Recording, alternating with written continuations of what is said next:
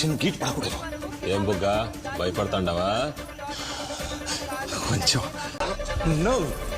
ఏమన్నా అది అమ్మాయిని కిడ్నాప్ చేస్తున్నారు కదా, ఆయన మాట్లాడుతున్నా. ఒక్కొక్కడి పుచ్చాలు మళ్ళీపోతాయి నా కొడుకున్నారా పాపెట్టుండదే. పాప పుష్పన్న తాలూకాని తెలియగా చేసినాము. ఇదా ఇప్పుడే టీవీ చూసినా లెక్కేసి పాప తీసుకుపోతారని ఫోన్ చేసినాము. నా కొడుకున్నారా ఏమంటారు మీరు? యాడికి రావాలా? మాకెవరి మీద నమ్మకం లేదన్నా. పుష్పన్నకి చెప్తా, ఒకసారి పుష్పన్నకు ఫోన్ చేస్తారా? పుష్పాన్ని మాట్లాడతాడా చెప్పరా? ఏం లే అన్న, అర్జెంట్ గా లెక్క అవసరమా ఇట్లా చేసినాము, ఏమనుకోవద్దు. 2 కోట్లేంది, ఓ 10 కోట్లు ఇచ్చి పాపని తీసుకెళ్ళిపోనా. రావాలన్నా నీ చెప్తా గాని ఎవరికి చెప్పొద్దు, ఒక్క నీవే రావాలి. రై సత్యంగా చెప్తాండా, ఆ పిట్ట మీద ఒక్క గీటు పడ్డా రప్ప రప్ప నరుకుతా ఒక్కొక్క నా కొడుకునే.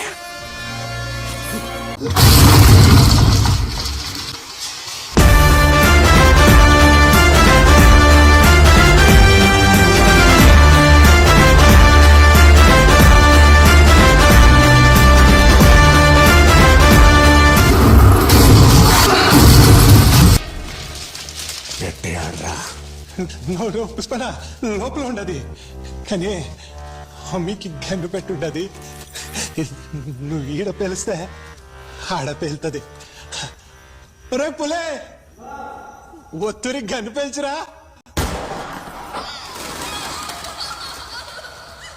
ఇప్పుడు ఒత్తినే పేల్చినా అన్న, జాస్తి చేస్తే నెత్తిని పేలుస్తాడు.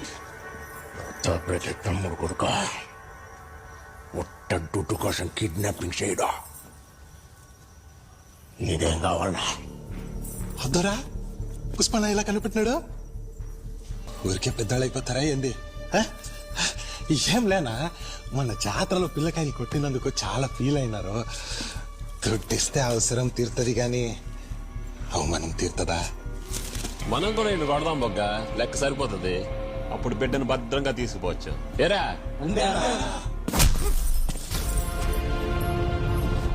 ఏందిడు ఎదిరించడం ఎలా? అన్నకు అమ్మ మీద చాలా ప్రేమ ఉండదురా, అందుకే గమ్మునున్నాడు.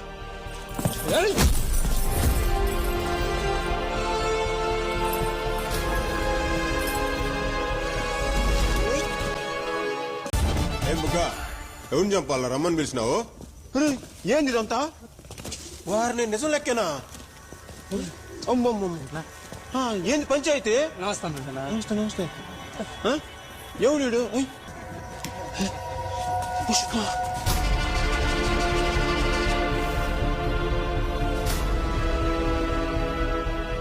ఎట్లా చేసిపోయిందిరా? ఏమంతా ఆడతాడు తెలుసునా మీకు? సాగుకు దగ్గర నిల్చున్నారు కొడకలాగా. సారీ అన్న, మా పిల్లకాయకి తెలియక తప్పు చేసి ఉన్నారు. స్టేట్ మొత్తం పుష్పన్న సంకలో ఉండగా ఆయన చేస్తే పెనాల్టీ ఉంటారని.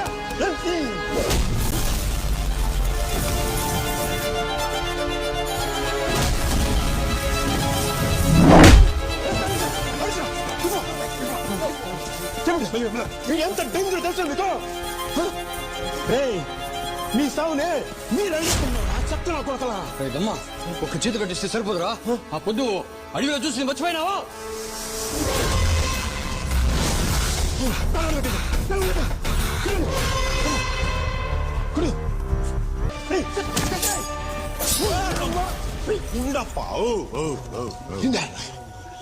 అవి చంపేస్తే అస్సలు తమాసా ఇప్పుడు ఉండేది. అరే పులే, అమ్మిని ఎక్కురా, ఎత్తండి రండి పైకి.